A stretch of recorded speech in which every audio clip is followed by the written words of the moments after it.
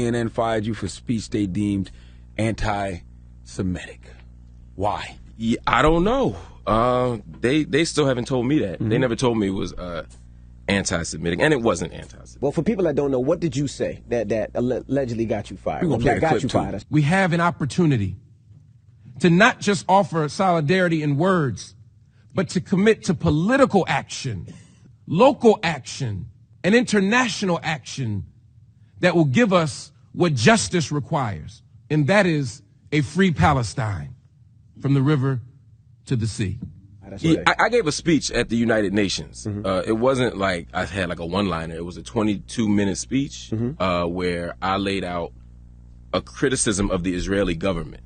After you came from Palestine? After I came from Palestine. I got off the plane, went straight there.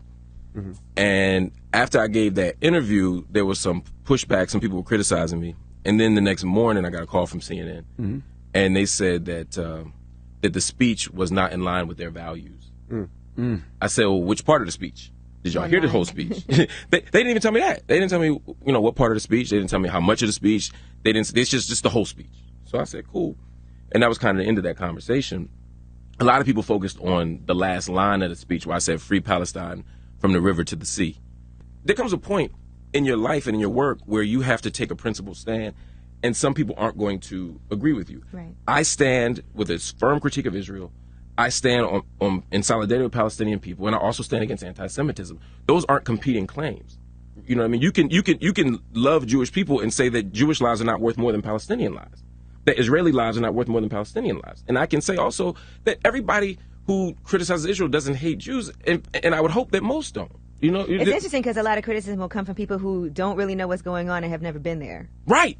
And when you go there and you're walking through a place like Isawiyah, and I'm watching an 80-year-old man have to pull down his pants at a checkpoint. The lack of, when I'm watching children go through checkpoints, the ritual humiliation of being a child walking through checkpoints.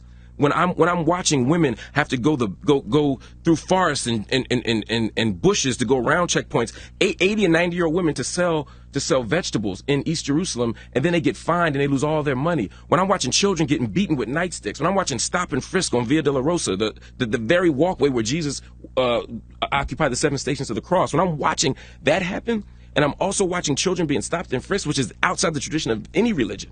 When I'm watching people being killed and maimed, and I'm watching this, there's no way I can see that and not speak out against it. Right.